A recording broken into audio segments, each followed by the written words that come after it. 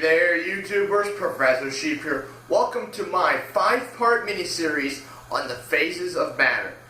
Now, for most of us, we know there are 3 phases of matter: solid, liquids, and gases. So you're asking, why is it a 5-part mini-series? Well, obviously the intro is part 1, but what's the other phase of matter? There are actually 2 other phases of matter.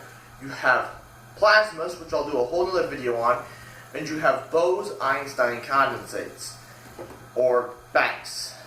Now, I'm going to explain to you what a Bose-Einstein condensate is, because I don't feel like they have enough. There's a lot of information, but they're really complicated, and I feel like a whole video would just be boring and out of place. So, what is a BEC? Well, it was created by using lasers and magnets in 1995 by Eric Cornell and Carl Wieman. I really don't know how to say his name, so sorry. To create a BEC, the scientists cooled a piece of rubidium to almost absolute zero. Now, for those of you that don't know what absolute zero is, that's minus 270 degrees Celsius or 0 Kelvin. If you want to know what that is in Fahrenheit, go look it up, because the whole rest of the world uses Celsius and Kelvin. Now you're probably asking, well, when you cool it down to absolute zero, what happens exactly? Well, when you start cooling something down to absolute zero, the atoms begin to lose more and more energy, and they begin to vibrate less and less and less, and therefore it changes the properties of the matter, changing it into a whole nother state. So, now if I were to continue to explain more about BECs, it gets really complicated and boring, and all you need to know is that they act like superfluids. They're used to show the particle wave paradox and quantum mechanics, and they're used to study quantum mechanics on the macroscopic level. So, now when changing from phase to phase, from changing from a solid to a liquid to a gas, those all have names, and vice versa, going backwards.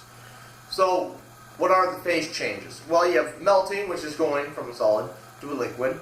You have freezing, which is going from a liquid to a solid. And then you have sublimation, which is going from a solid straight to a gas. Then you have vaporization, which is going from a liquid to a gas. And then you have condensation, which is going from a gas to a liquid. And then you have deposition, going from a gas to a solid. All of these and more will be showed in the future video. Will be showed in the videos about the phase changes, and more information about plasmas, which I haven't talked about since the beginning of this video. Now, one last thing about the phases of matter you have to know is you have something called a tripling point. Now, this only, as far as I know of, applies to solids when they're only going from solids, liquids, and gases. At a certain temperature and pressure, a material can exist as solid, liquid, or gas, all at the same time.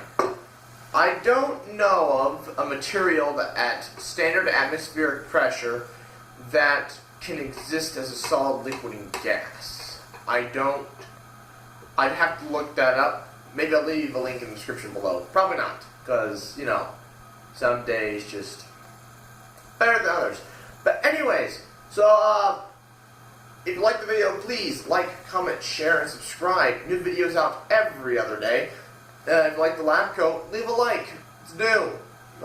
These safety classes aren't, but trust me, we'll need all of these in future videos. So, good night.